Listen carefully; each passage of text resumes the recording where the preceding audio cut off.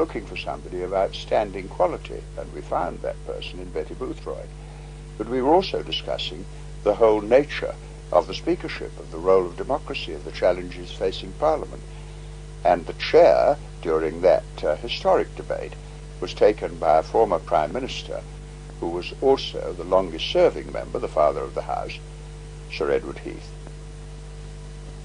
Sir Edward, you and I have sat in 13 parliaments under 7 speakers, and I think we are the last remaining members of the House who saw Attlee and Churchill at the dispatch box and heard the last King's speech from the throne.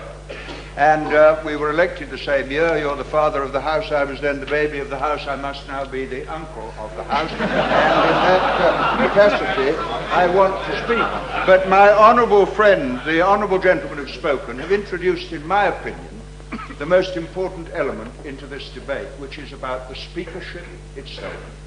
This is a House of Commons matter, and previously speakers have been chosen by patronage, by nudging, by winks, through the usual channels, which are the most polluted waterways in the whole world.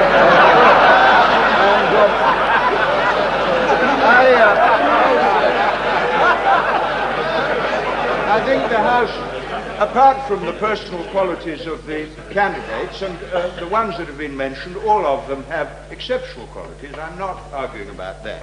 Should remember that the reason we regard the Speaker as important is because in this chamber, or where it was then, 450 years ago this year, Mr. Speaker Lenthal refused to bow to the King when he wanted to arrest 5 members. He said, the famous phrase, "May it please your Majesty, I have neither eyes to see nor tongue to speak in this House, whose servant I am." The fact is, the power of Charles I has long gone, and his successors have no power left.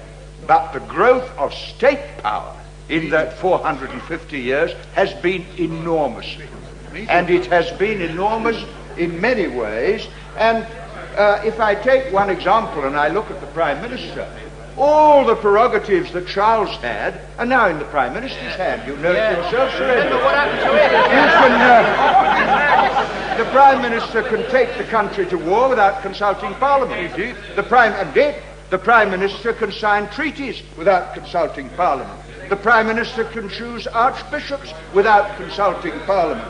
The Prime Minister can create peers, and the last 10 have created nearly 900 members of the other place without consulting Parliament. And I might add, the Prime Minister can agree to laws being made in secret in the Council of Ministers in Brussels that take precedence over our laws without consulting Parliament, and other powers as well.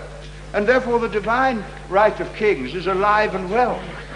And it's alive and well in the person of the Prime Minister of the day. But there are other powers that have grown. The City of London votes every day. And so will the European Central Bank to decide the policy of this government and every other government. We're no longer even the primary source of debate. Television has taken it over. Mr. Speaker Sissons and Mr. Speaker Paxman presume to tell us what the nation should think. When I got here, the division lobbies and the polling stations were supposed to be the places where the nation's will was expressed, but now the arrogant pollsters and inaccurate pollsters presume to tell us what the nation thinks. And what I'm saying this to whoever succeeds to the chair.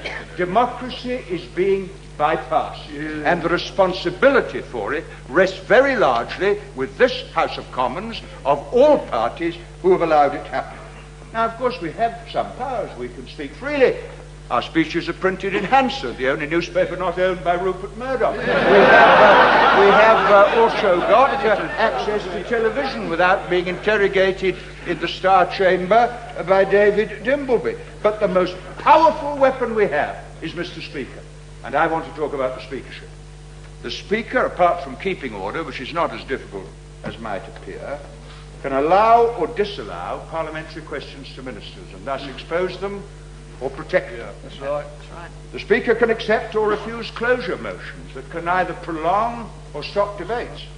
The Speaker can select or reject backbench motions or amendments and thus deny a minority view in the House from ever being put in the lobbies. The Speaker can permit or deny private notice questions or emergency debates.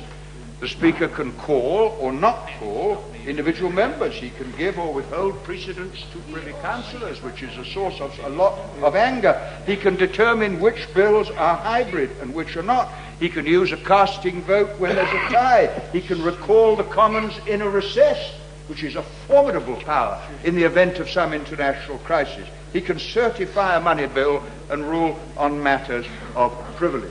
Now, that is the office we're discussing. And although the vote will resolve who occupies the chair, we must give some attention, I submit to the House, to the office itself. The point I'm making is we must not have another little cosy election for a Speaker without recognizing that these are very difficult times. I believe myself, and I've been here a long time, we need a reforming Speaker. We modernize everything, but the speakership goes on. We need the Speaker to call more members from minority parties and more minority members from other parties. We need more debates on emergency matters. Why should all the television cover something we won't discuss because the business of the House is a trifling amendment on a government bill when everyone else is discussing something else?